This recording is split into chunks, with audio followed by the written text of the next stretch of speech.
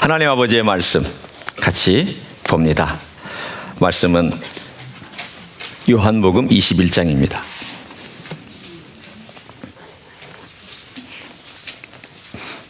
요한복음 21장 9절부터 14절입니다.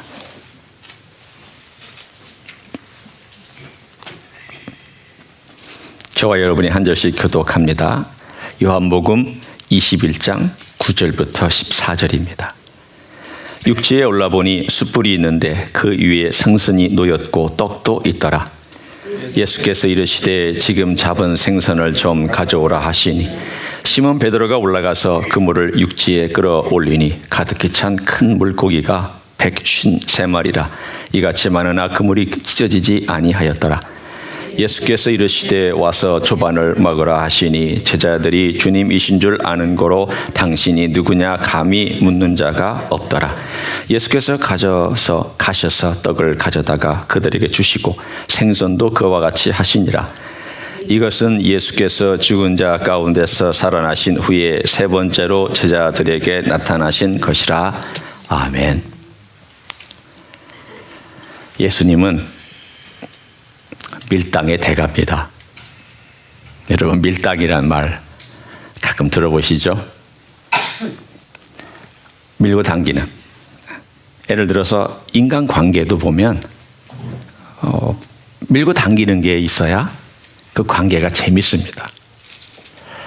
여러분, 일방적으로만 한 사람만 막 쏟아붓고 한 사람은 받기만 하고 건강한 관계 아니죠. 또 일방적으로 자기 말만 막 하고 또 상대방은 듣기만 하고 그것도 건강한 관계가 아닙니다.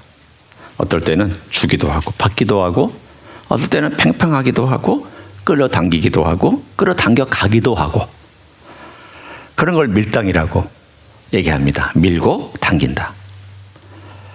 예수님께서 갈릴리에서 만나자 말씀하셨습니다. 그리고 주님께서 잡아당기는 거죠. 와라. 잡아당기는 그런 시간이었습니다. 그래서 제자들이 그 말씀 듣고 예수님 만나러 갈릴리에 갔습니다. 근데 주님이 잡아당기면 뭔가 금방 나타날 줄 알았더니 주님께서 줄을 느슨하게 내려놓으셨습니다. 바로 안 나타나신 거예요. 바로 안 나타나시고 주님께서 무슨 일을 하시는지는 도무지 알 수가 없습니다. 그냥 제자들은 하루 이틀 보내다가 조바심 나가지고 안달나서 물고기 잡으러 가자. 물고기 잡으러 갔습니다. 그런데 물고기 잡는 가운데 실패할 때까지 주님 기다리셨습니다. 그리고 아침에 되어 물고기 한 마리도 잡지 못하고 있을 때 주님께서 해변가에 그때 나타나셔서 오른편에 그물 내려라. 그랬더니 그들이 엄청난 물고기 153마리를 잡고 나서 드디어 주님을 알아봤습니다. 그리고는 베드로가 주님께 뛰어들어 물을 헤엄쳐서 약 한 80m 되는 거리를 그냥 옷을 걸친 채로 헤엄쳐서 다가와서 주님 앞에 다가온 이야기. 그게 바로 우리가 지난주에 함께 나눴던 이야기입니다. 주님께서 왜 그때까지 기다리셨을까? 주님은 가만히 보면 참 모든 것을 주님께서 연출가 또는 감독 또는 기획자 모든 면에서 완벽하게 세팅을 하고 만나시는 것을 볼 수 있습니다. 한편의 드라마 같습니다. 시간 당겼다가 놓았다가 하는 그분의 어떤 밀당하는 기술, 그리고 제자들의 마음 가운데 이 세팅이 왜 필요한지에 대한 그 정확한 세팅, 이 모든 것들이 한편의 참 드라마 같다라는 생각을 합니다. 드디어 올라왔습니다. 그리고는 와봤더니 숯불이 준비되어 있었고 떡이 준비되어 있었고 물고기가 준비되어 있었습니다. 자, 여러분에게 한번 상상력을 동원하기 위해서 퀴즈를 냅니다. 이건 어디서 난 겁니까? 어디서 난 거예요? 여러분이 대답을 못 하시는 걸 보니까 전혀 알 수가 없다라는 뜻이죠. 아무도 모릅니다. 전혀 모릅니다. 그러나 분명히 제자들이 이것을 기록해 놓은 걸 보니까 육지에 올라보니 숯불이 있는데 그 위에 생선이 놓였고 떡도 있더라. 이야기를 정확하게 묘사한 걸 보면 우리는 준비 안 했는데 어디서 이 숯불이 있고 어디서 이 떡이 있고 어디서 이 생선이 있었느냐. 우리는 지난 간밤에 계속해서 물고기 잡느라고 한 마리도 못 잡고 계속 물속에서 호수 한가운데서 그러고 있었는데 이게 어디서 난 거냐? 그 얘기입니다. 어디서 났을까요? 아무도 모릅니다. 한 가지 알 수 있는 거 있습니다. 주님께서 주도 면밀하게 준비해 놓으셨다는 바로 그 사실입니다. 주님께서 제자들이 밤새 물고기 잡지 못할 걸 아셨습니다. 그런데 그 물고기를 잡지 못하는 상황을 주님께서는 일부러 기다리셨습니다. 왜냐하면 우리가 지난 주일에 나왔던 것처럼 처음 갈릴리에서 예수님께서 베드로를 부르시는 장면과 비슷한 장면을 주님께서는 만들어 놓으셨고 이것은 주님께서 하시고자 하는 목적을 위해서 그렇게 행하셨기 때문입니다. 그리고는 이제 드디어 그들이 육지로 왔을 때의 떡과 물고기가 준비된 그 시간이 오늘 여기에 우리가 읽은 오늘 본문의 이야기로 쭉 전개가 됩니다. 제자들이 다 올라왔습니다. 물고기를 다 잡고 끌어당겨서 올라와서 주님을 뵙습니다. 그랬더니 주님께서 너희들이 잡은 물고기도 좀 가져와라. 주님이 준비한 물고기 외에 그들이 잡은 153마리의 물고기 중에 몇 마리를 가져오자 그 물고기도 주님께서 거기서 숯불에 굽기 시작을 했습니다. 굽는 동안에 냄새만 나고 자작자작 타는 소리만 들리고 아무 얘기가 없습니다. 그리고는 주님께서 오늘 본문에 있는 것처럼 와서 조반은 먹어라. 아침에 귀한 상에 초대해 주셨습니다. 여러분 최후의 만찬이라는 그림이 있죠. 그 최후의 만찬의 그림에 보면은 예수님께서 십자가에 달리기 전에 최후의 만찬이지만 제가 볼 때 최후의 만찬은 이게 최후의 만찬입니다. 그렇죠? 예수님께서 생애 육지에 계시는 동안에 지상에 계시는 동안에 마지막 만찬은 사실은 십자가에 달리시기 전에 제자들과 함께 떡을 떼었던 그 장면보다도 오히려 오늘 우리가 읽은 요한복음 21장에 있는 장면을 최후의 만찬이라고 얘기해 볼 수 있습니다. 근데 왜 이 만찬이 필요했을까? 왜 주님은 떡과 물고기까지 준비했을까? 왜 주님은 하필 갈릴리 호수에서 그 일을 행하셨던 것일까? 그리고 요한은 왜 이 이야기를 여기다가 꼭 담고 싶었을까? 아니 이 10장 마지막에 보면은 이 책의 목적은 너희를 믿게 한다라는 이 외에 많은 기적들이 있지만 믿게 한다라고 하는 그 이야기를 이미 다 결론까지 맺어놓고는 마치 부록처럼 21장을 갖다 붙였을까? 그래서 어떤 학자는 얘기하기를 21장은 요한이 쓴 게 아니라 후대에 갖다 놓은 게 아닐까라고 그렇게 의심을 품게 만들었을까? 거기에는 정확한 요한이 그가 느꼈던 그리고 생각했던 가장 중요한 메시지가 있습니다. 그건 다른 것이 아닙니다. 주님께서 이 땅에 오신 것은 우리를 그분의 생명의 잔치에 초대하기 위해서 이 땅에 오신 것입니다. 요한복음 1장에 보면 가장 중요한 요한복음의 핵심 메시지가 이렇게 나옵니다. 말씀이 육신이 되어 우리 가운데 거하시매 우리가 그 영광을 보니 독생자의 영광이요 은혜와 진리가 충만하더라. 그게 바로 요한복음의 핵심 메시지입니다. 말씀이 육신이 되어 우리 가운데 거하셨다. 근데 말씀이 육신이 되어 우리 가운데 거하신 것을 우리가 봤다. 그리고 그분께서 우리에게 은혜와 진리를 베풀어 주셨다. 자, 오늘 이 이야기는 은혜와 진리 가운데 뭐에 해당이 됩니까? 50%니까 답변해 보세요 좀. 은혜와 진리 가운데 어디에 해당이 됩니까? 은혜죠. 진리는 어디에 나옵니까? 넥스트 위크에 나옵니다. 은혜는 오늘 나오고 진리는 넥스트 위크에 나옵니다. 다음 주에 나오는 15절부터가 진리 이야기예요. 오늘은 진리보다는 은혜를 베풀어 주시는 쪽이에요. 어떤 은혜를 베풀어 주시느냐? 생각해 보십시오. 아주 몹쓸 제자들 아니에요? 저 같으면 이런 제자 안 받습니다. 3년 동안 실컷 가르쳐 놨더니 마지막에 순간에 가서 배반하고, 3년 동안 실컷 가르쳐 놨더니 예루살렘에 올라가면서 자기들끼리 싸워서 네가 높냐 내가 높냐 서로 갈등하고 싸우고, 이런 제자, 이런 정말 우리가 흔히 쓰는 말 표현처럼 싹이 노란 이런 제자들을 데리고 주님께서 3년 동안 데리고 다니셨고, 그리고 다 도망간 이런 제자들을 정말 내가 쟤들 믿을 수 있을까?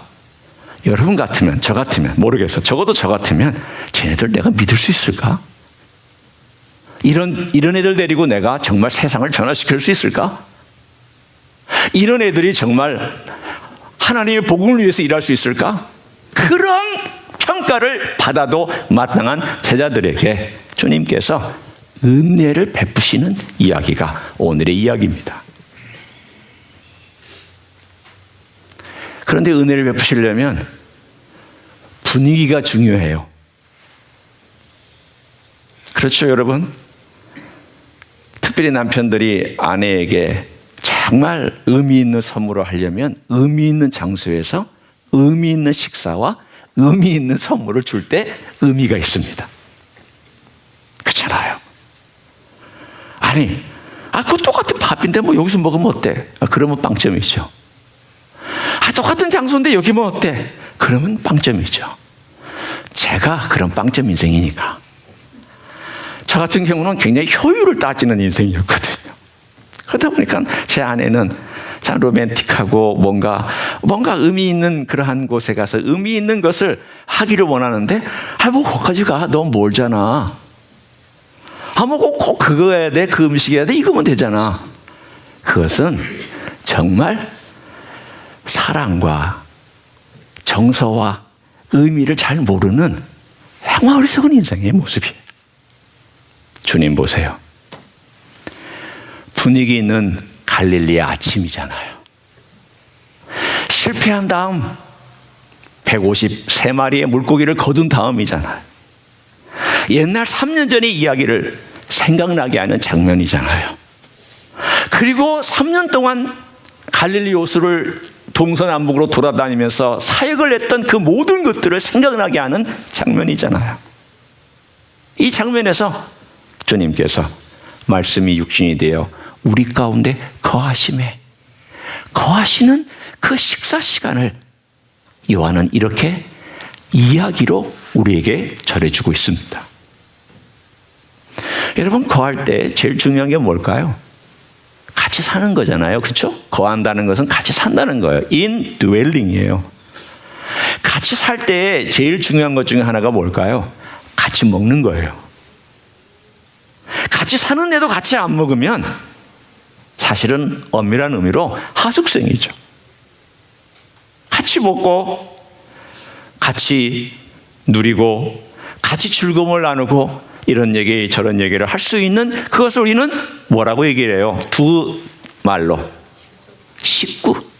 정확하게 말씀하셨어요. 식구. 밥식자에 대해 입구자. 입으로 밥을 같이 먹는 그 공동체 멤버가 식구예요. 여러분, 그리스도인들을 가족이라고 말하기보다는 식구라고 말해야 돼요. 왜냐하면 가족은 혈연관계지만 식구는 혈연관계가 아니에요. 식구는 같이 먹는 관계예요. 공동체.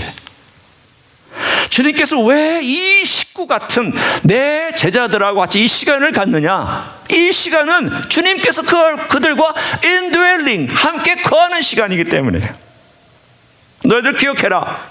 내가 나중에 너희들을 떠난 다음에라도 나는 비록 육체적으로 부활한 몸을 가지고 하늘에 있지만 나는 항상 너희와 함께 있다는 것을 기억해라.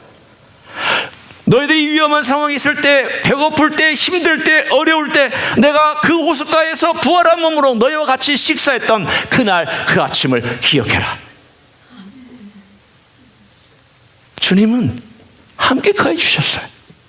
못난이 같은 제 아들, 배반하고 떠난 제 아들, 여전히 그 마음속에 두 번 나타났지만 시몬 베드로나 다른 제 아들 마음속에는 여전히 아직도 풀리지 아니하는 뭔가 부족한 부분이 있었어요.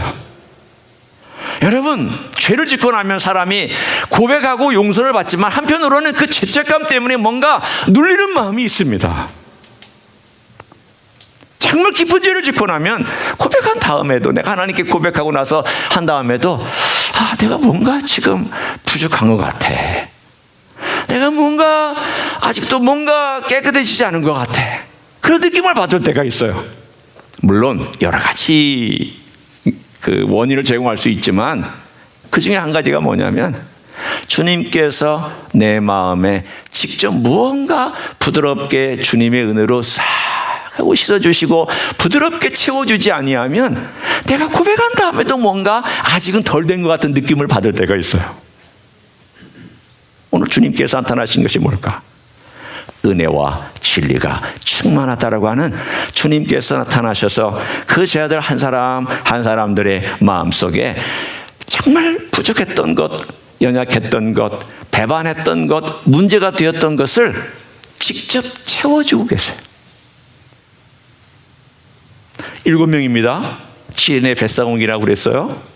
그 7인의 뱃사공이 누굴까요? 베드로와 베드로 형제 안드레, 요한과 야고보, 그 다음에 도마 있었어요. 오늘 본문에 도마가 나와요. 그리고 이름이 없는 사람이 안드레가 하나 들어가고 나다나엘과 빌립, 갈릴리 사람. 갈릴리의 7인의 뱃사공이에요. 옛날부터 같이 자라났고, 옛날부터 물고기 잡았고, 옛날부터 같이 동업했고, 옛날부터 같이 눈빛만 봐도 아는 7인의 동업자, 이 7명을 한번 생각해 보세요. 베드로, 성질 급하죠. 의리 있지만 의리도 없어요. 의리 있는 것 같은데 자기 목숨 앞에서 의리도 없어요. 안드레? 여러분, 안드레는 세례 요한의 제자였어요. 그러다가 자기 형 인도했어요. 그렇지만 안드레는 조용한 성격의 사람이에요. 어떤 면으로 보면 형은 앞에 나서기를 좋아하는 타입이라면 동생은 약간 뒤로 물러서 있는 타입이에요. 형은 행동이 빠른 그런 형이라면 동생은 생각이 많은 사람이에요. 자, 형, 동생 두 사람 다 그러나 예수님을 배반했어요. 요한, 야고보 한번 봐요. 성질이 우리의 아들들이라고 그랬습니다. 쉽게 얘기하면, 요즘 말로 하면 성질 더럽습니다. 조그만 문제가 생기면 버럭 화를 냅니다. 그래서 천둥번개 같은 아들들이라고 그랬습니다. 변해야 될 게 많죠? 도마, 어떤 사람이에요? 의심했죠. 예수님 손가락에 넣어봐야 돼, 내가 알겠다고. 예수님 나타나니까 나의 주 나의 하나님이라 고백했지만 여전히 그 마음속에는 그때의 만남은 그렇게 충분하지 않았어요. 여전히 생각할 게 많아요. 신앙은요, 한 번으로 끝나지 않아요. 신앙은 수많은 과정과 수많은 생각들과 수많은 갈등들이 내 삶을 스치고 지나가면서 성장해요. 나다나엘 점잖은 사람이죠. 묵상하는 사람이에요. 그래서 예수님을 처음 만날 때 나사렛에서 어떻게 선한 것이 나겠느냐라고 그렇게 예수님을 사실은 받아들일 수 없다라고 생각한 사람이에요. 그러나 한편으로 보면 굉장히 생각이 깊은 사람이에요. 묵상의 사람이에요.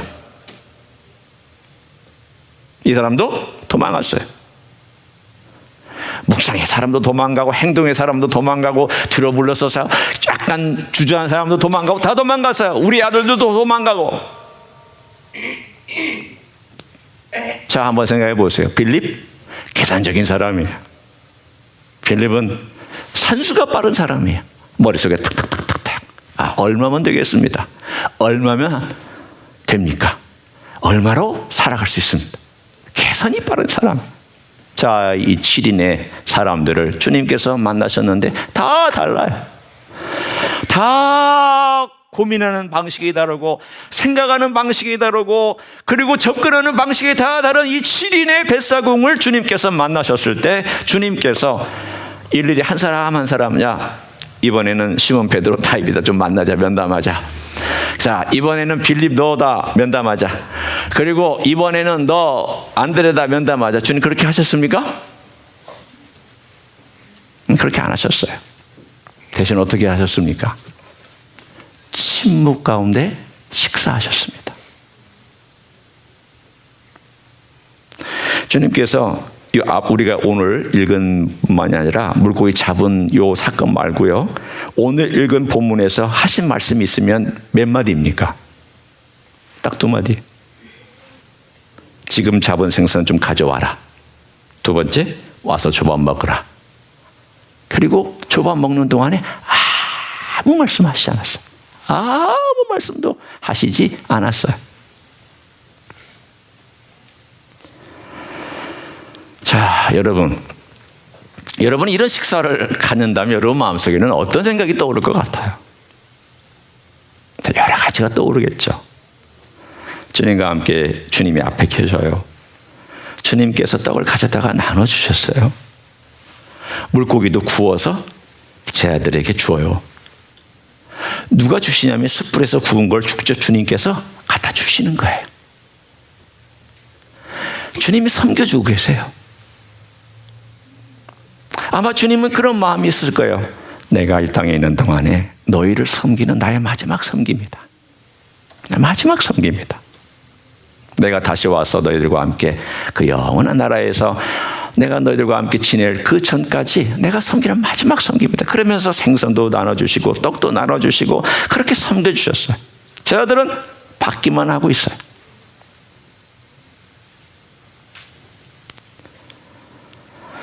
여러분, 진실한 복음이 뭘까요? 복음은요, 드리는 게 아니에요. 내가 주님께 뭔가를 드리는 게 복음이 아니라 받는 게 복음이에요. 사랑을 사랑으로 받을 줄 알고 마음을 마음으로 받을 줄 알고 주시는 것을 받을 줄 아는 게 복음이에요. 드리려고 하지 않는 것이에요. 아직은 드릴 사람들도 못 되고 드릴 마음도 갖추지 못했어요. 왜? 아직은 주님께서 나에게 뭐라고 말씀하실까 너무 두려워요. 베드로도 두렵고 도마도 사실은 두렵고 다 두려운 마음이 있어요. 한편으로는 두려워요. 근데 주님께서 말씀도 하시지 않고 계속 섬겨주시니까 마음속으로 주님이 나를 책망하시지 아니하고 나를 이렇게 섬겨주시는구나, 나를 사랑으로 이렇게 또 받아주시는구나, 나 같은 인생을 또 주님께서 사랑해 주시고 방문해 주셨을 뿐만이 아니라 숯불 준비하시고 떡 준비하시고 또 생선 준비하시고 또 잡아온 생선까지 구워주시고 구운 생선과 떡을 나눠주시고 또 와서 먹으라고 초청해 주시고 초청한 가운데 주님 앞에서 같이 먹고 그러면서 같이 누리고 있는 이 모든 과정들이 그 마음속에는 어떻게 감당하지 못할 은혜밖에는 다른 게 없었어요. 그 심령 속에 와, 이걸 어떻게 내가 감당하랴. 여러분, 은혜가 넘치면 이 세상 살아갈 만해요. 사랑을 충분히 받으면 이 세상 살아갈 만해요. 사랑 못 받으면 다 힘들어요. 은혜가 없으면 다 힘들어요. 은혜가 풍성하면 견딜만 하고요. 그 은혜 때문에 넉넉히 이길만 해요. 제가 언제 딱딱해지느냐. 저의 삶을 제가 보면서 느끼는 거. 언제 딱딱해지고 언제 말투가 좀 정죄하듯 나오는 말투나 내지는 이렇게 툭 뱉어내는 말투 내지는 언제 이렇게 까칠한 말들이 나오느냐. 제 자신을 가만히 점검해 보면은 은혜가 없을 때예요. 어떻게 해서 은혜가 없어지느냐? 뭔가를 당연하게 여기고 있는 때예요.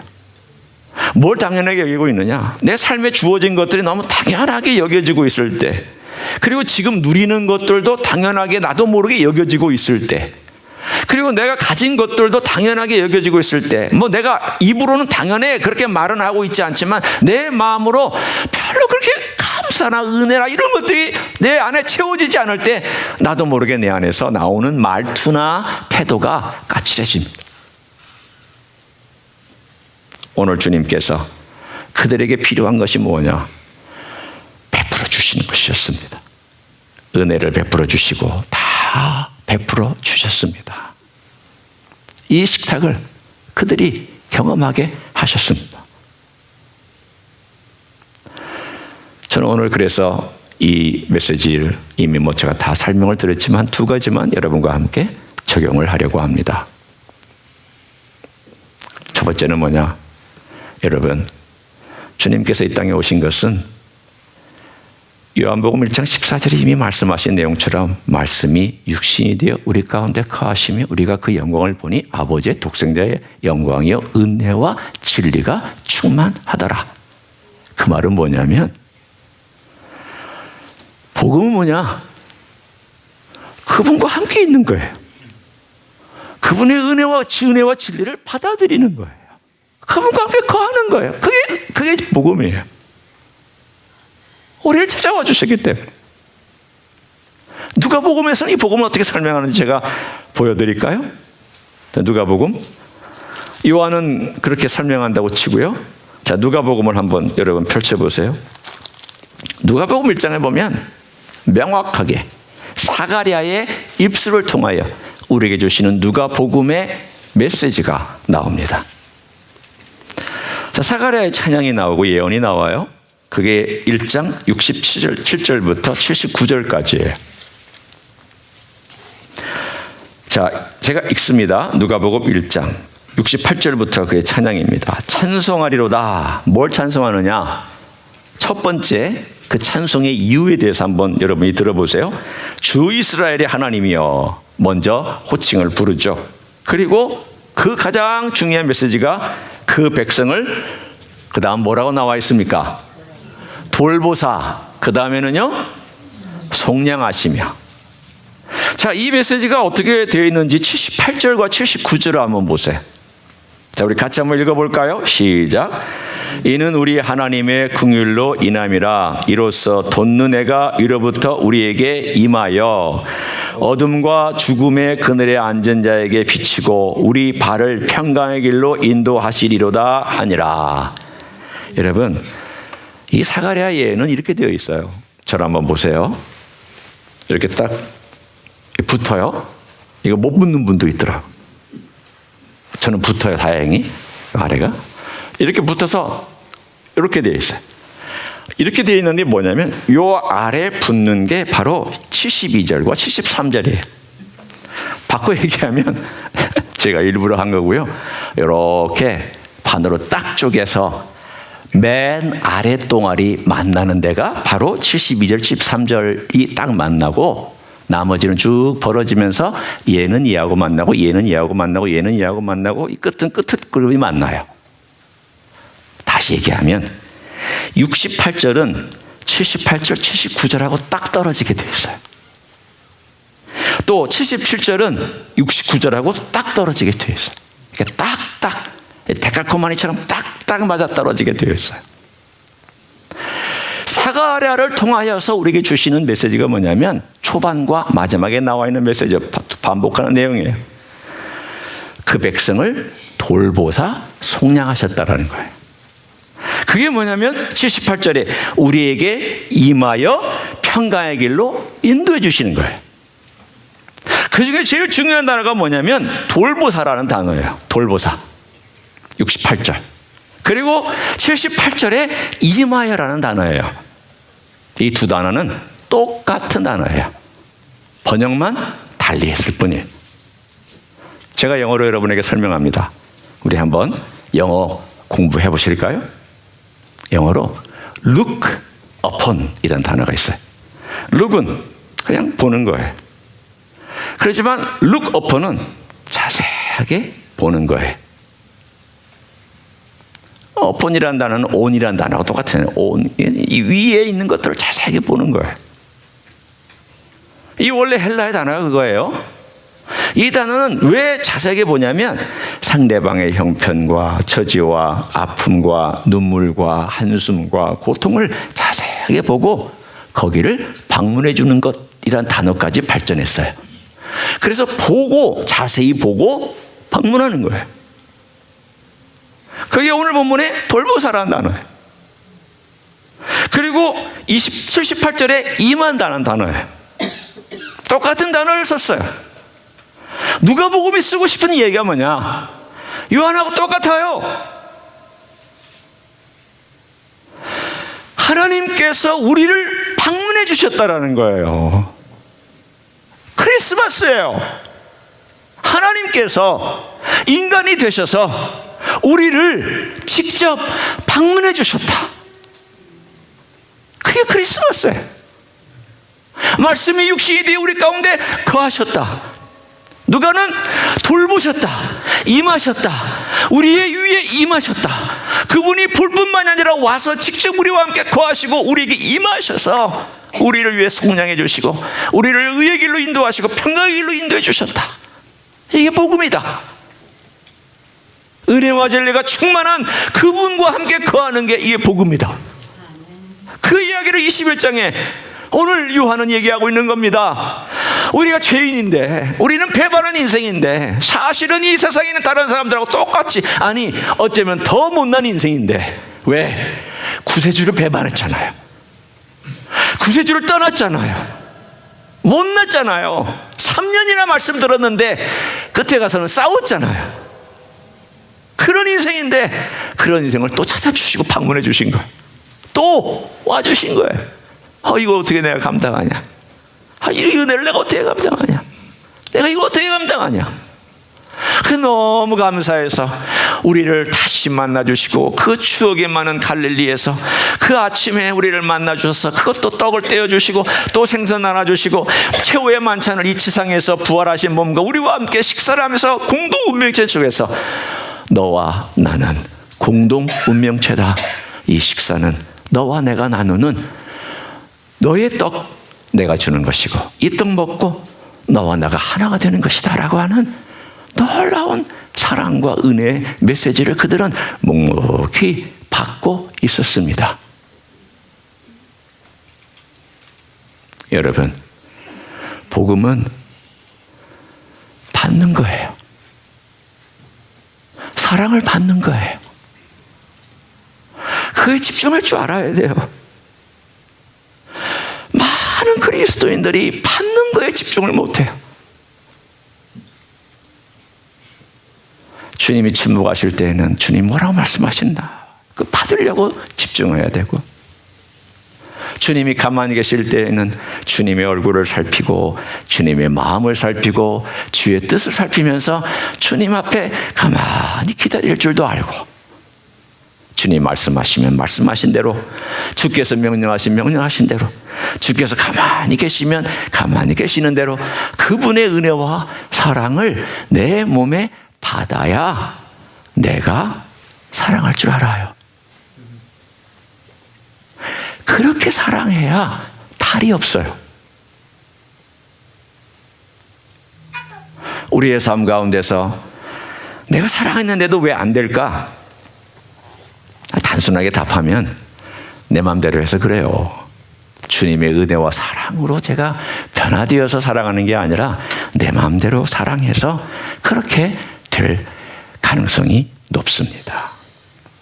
저는 나 같은 인생, 여러분 제가 뭐 목사니까 뭐 큰 죄 안 짓고 살았다 뭐 그렇게 말씀하실 수도 있지만 보면은요 이 제자들하고 똑같아요. 말씀을 많이 듣고 말씀 많이 전하고 말씀 많이 연구했는데 그대로 못 사니까 더 죄인이죠. 10개 알고 5개 행하는 사람하고 100개 알고 50개 행하는 사람하고 누가 더 죄인일까요? 제가 볼 때는 뒤가 더 죄인이에요. 100개를 아는데 50개만 행하고 50개는 못 행했다. 근데 전자는 5개만 안 행했는데 후자는 50개를 안 행했다. 분량으로 보면 후자가 더 죄인이잖아요. 그게 저예요. 그런데도 여전히 너는 은혜가 필요해. 은혜가 필요하다. 그래서 주님께서 그 은혜에 대하여서 계속 가르쳐주고 계시는 이게 전 너무 감사하고, 내 생애 가운데 주님의 이거 없으면 내가 어떻게 될 뻔했나. 제가 늘 얘기하잖아요. 제가 병들어서 죽을 만큼 아팠다가 살아나고 나서 제일 감사한 것은 바로 이걸 깨닫게 된 거예요. 나 없이 못 산다. 내 은혜가 없으면 너 죽는다. 내가 너를 살린 걸 늘 기억해라. 내가 너와 함께하는 걸 기억하고, 내가 너와 함께 떡 먹는 것을 기억하고, 너 그 은혜 없으면 너 옛날로 돌아간다. 너 옛날로 돌아가고 싶은 거 아니잖아. 맞아요. 저는 옛날로 돌아가고 싶지 않아요. 저는 죽을 뻔한 과정을 통해서 오늘 주어진 것이 너무 감사한 사람이에요. 그것이 너무 하나님의 은혜였고, 그것이 하나님의 역사였어요. 저는 옛날 과거에 그 40대 팔팔하게 목회하고 막 부대치고 한국에서 열정적으로 목회하면서 막 전진했던 그런 삶으로 제가 하고 싶지 않아요. 그때는요, 은혜보다는 제 열정으로 일했던 것 같아요. 하나님의 은혜를 먹는 시간보다는 그냥 쏟아놓기 바빴던 시간들이었어요. 그런데 그걸 주님께서 스탑시키시고 은혜라고 하는 것이 뭔가를 곰곰이 생각하게 하고 깨닫게 해주신 것이 저는 너무 감사하고 너무 귀하고 너무 저는 자랑하고 싶습니다. 여러분의 생애, 오늘 식탁에서 예수님께서 여러분을 공급해 주신 사랑이 있다면 그거 마음껏 드십시오. 마음껏 받으시고 그 사랑 안에 거하고 주님이 나를 이렇게 받아주신 것에 감사하며 걸어가는 여러분의 생애가 되시기를 예수님의 이름으로 간절히 축원합니다. 기도하시겠습니다.